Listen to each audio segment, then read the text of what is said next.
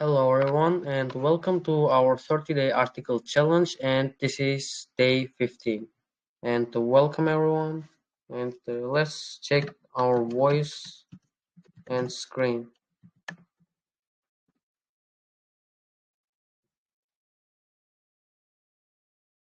Ovoz bilan ekran yaxshimi? Kommentda yozib boringlar.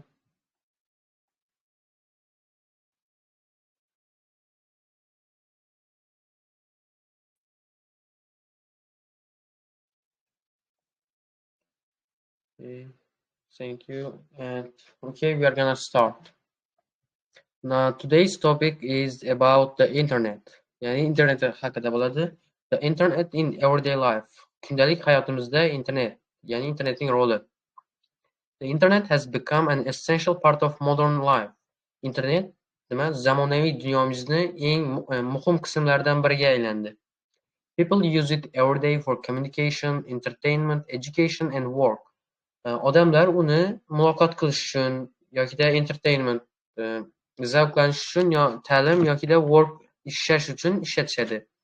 Whether through smartphones, tablets or computers, internet access is now available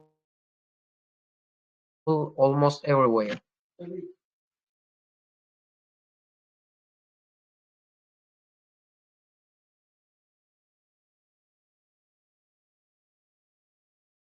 Okay, continue.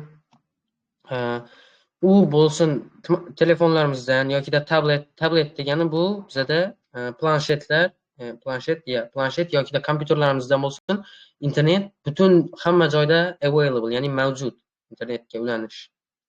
One of the internet's greatest advantages is access to information. Internetning eng katta pluslaridan biri bu informatsiyaga biz access, ya'ni ulana olishimiz, informatsiyadan foydalana olishimiz. With just a quick search, quick search degani quick search,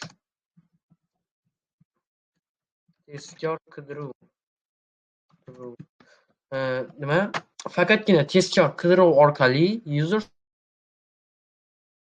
can find answers to questions, read news updates or explore any topic in detail. Shu tezkor qidirish orqali foydalanuvchilar o'zlarining savollariga javob topa olishadi yokida yangilanishlar haqida o'qiy olishadi yoki nima bitta topikni detailgacha, in detail degani yaxshilab nima qila olishadi, o'rgana olishadi. Explore in detail nima ichkarigacha o'rganib chiqmoq. Search engines degani bu qidiruv vositalari. Ya'ni Google deyapti, mana Google, Chrome yokida nima Explorer degan bor. Hammasi search engines bo'ladi. Help students with schoolwork and professionals with research. Nima qilar ekan Google?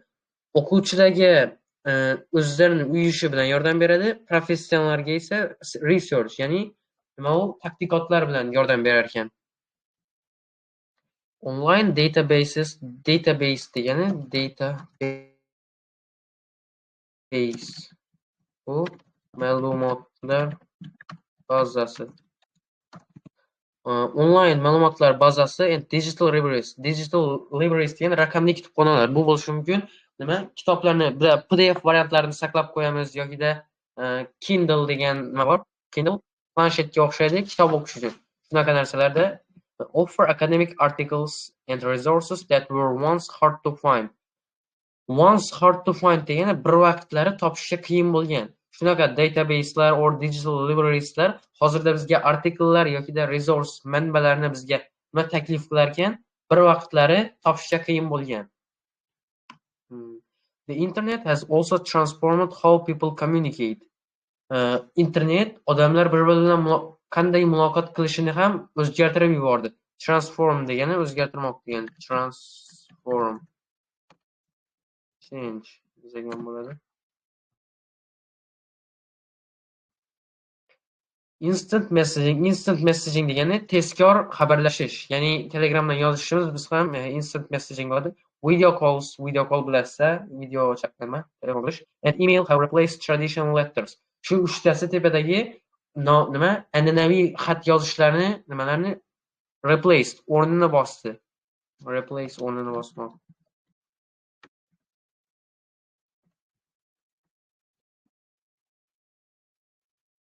These tools help families stay in touch. Stay in touch degani stay in touch. Aloqada bo'lmoq. Stay in touch aloqada nima qildi? Oilalarga aloqada bo'lishida yordam beryapti. Especially across long distance. Ayniqsa nima uzoq masofada nimada? Uzoq masofada yashaydigan oilalarga bir-biridan. Social media platforms make it easy to share photos, express opinions and build online communities. Nima? Ijtimoiy tarmoqlar ham bizga o'zimiz rasmlarimizni ulashish uchun, fikrlarimizni bildirish uchun yokida onlayn jamoalarni yaratish uchun nima berdi? Easy qilib qo'ydi, osonlashtirib qo'ydi. And shopping habits have also changed due to the internet. Bizni nima qilish sotib olish habitlarimiz ham, odatlarimiz ham o'zgardi internet tufayli. Many people now prefer e-commerce because it saves time. E-commerce degani commercial, kecha ham aytgandim, nima? Savdo-sotiq, tijorat. E-commerce degani onlayn bozorlar. Ko'pchilik odamlar onlayn bozorni afzal ko'rishadi, chunki u vaqtimizni tejaydi. Online shops are open 24/7 and offer a wider variety of products. Onlayn do'konlar 24/7 ochiq va turli xildagi mahsulotlarni nima qilishadi bizaga taklif qilishadi. Online banking allows users to transfer money, pay bills and check balance from home. Online banking bu o'sha bank xizmatlarini onlaynlashtirish. Shu online banking bizaga pulimizni o'tkazish uchun yokida bills degani muhim to'lovlarni to'lash uchun yokida uyda turgan holatda o'zimizni balansimizni tekshirishga yordam beradi. The internet is also a powerful tool for learning. Internet nimada? O'rganishda ham juda ham kuchli vosita. E-learning platforms. E-learning degani electronic learning platforms, ya'ni masofaviy o'rganish platformalari, virtual classrooms, virtual sinfxonalar and webinars. Webinars degani bu shu hozir o'tayotgan narsamiz ham webinar hisoblanadi. Bepul darsda give people the chance to study from anywhere. Odamlarga любой joydan turib nimaga o'qishiga imkon yaratadi. This has been especially useful during COVID-19 pandemic. Bu nima bo'lgan? COVID-19 paytida juda ham foydali bo'lgan. People can also take free courses. Odamlar tekin kurslarni sotib olisha oladi. Join discussion forums, muhokama forumlariga qo'shila olishadi yoki watch educational videos. Foydali ta'limga doir videolarni tomosha qila olishadi. However, the internet is not without problems. Internet muammolardan yiroqda emas. Cybercrime, kiberjinoyat, including identity theft. Identity theft degani bu shaxsiyat yo'qolishi, ya'ni o'g'irlanishi. Bu bo'lishi mumkin. Shaxsiy rasmlaringiz tarqalib ketishi mumkin ayrim birovlar tomonidan. Shu narsa identity theft bo'ladi. And phishing scams. Phishing scams degani plastik kartalarni nima qiluvchi, yechib oluvchi ichidan pulni. Phishing deyiladi. Is a serious issue. Shu tepadagilar nima? Juda ham muhim muammolar. Users must protect their data with strong passwords and avoid sharing personal information carelessly. Foydalanuvchilar o'zlarini ma'lumotlarini kuchli parollar bilan himoya qilishlari kerak va shaxsiy ma'lumotlarini carelessly, ya'ni e'tiborsiz ravishda hammaga ham ulashavermasliklari kerak. Another concern is digital addiction. Digital addiction degani digital addiction. Bu raqamli o'rganib qolish. Ya'ni mutkasidan ketish deganda addiction. Ko'p telefonga nima qilaversa, telefonda vaqt sarflayversa bu digital addiction bo'ladi. Some people spend too many hours online, leading to reduced productivity and sleep problems or lack of social interaction. Ayrim odamlar ko'pchilik vaqtini onlayn sarflashadi. Onlayn degan shu ijtimoiy tarmoqlarda bo'lishi mumkin. Leading to mana writing uchun yaxshi grammatika. yetaklaydi. Reduced productivity ya'ni foydali efficiency'ning tushishiga samaradorlikning tushishi, sleep problems uyqu muammolari yoki lack of social interaction. Social interaction degani bu bir-biri bilan gaplashish, odamlarning gaplashishi kamayarkan. Social media in particular, ayniqsa shu social media can be addictive. Addictive mana o'ziga tortuvchan bo'ladi, o'rgatib qo'yuvchan, and may affect users mental health. Aqliy salomatligiga ham ta'sir ko'rsatadi foydalanuvchilarni. Despite the risks, risklarga qaramasdan, shu muammolarga qaramasdan, the internet remains a powerful tool. U eng kuchli vosita bo'lib qoladi haligacha. It has created digital jobs. U raqamli kasblarni yaratdi. Bu degani dasturchilar bo'lishi mumkin yoki kiber xavfsizlikda ishlaydigan odamlar bo'lishi mumkin. Online freelancer, bunaqalar. Improved access to knowledge. Ya'ni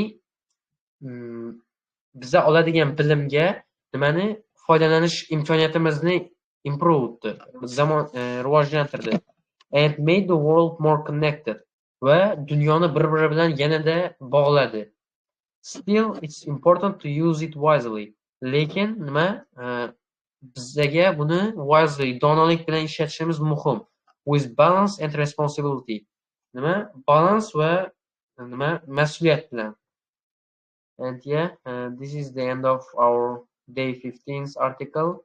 And now we can practice some writing task 2 introductions.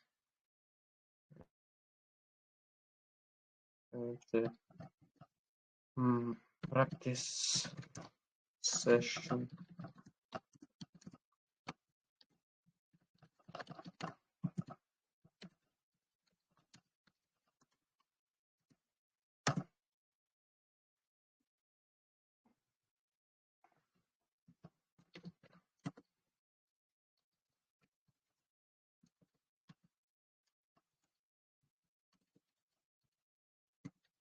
Positive, negative essay outweigh essay introductions.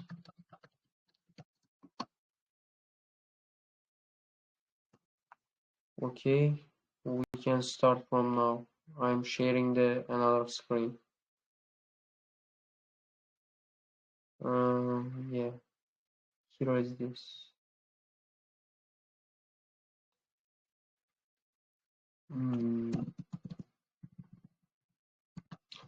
Okay, can we check the screen again?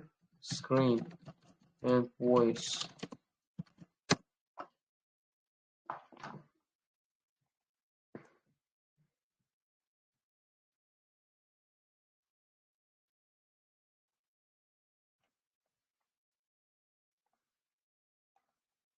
Please, thank you. And birinchi bo'lib nima qilamiz ekan?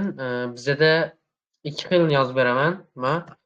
Band 7 uchun hozir band 7 and band 7.5 plus uchun ikkita introduction yozib beraman. Bu band 7 degani bizda multi-level 55 plus bo'ladi. Yo'q. Endi 55 deganda men nimani tushunyapman? 55. Biz hozir recording to'xtatadik.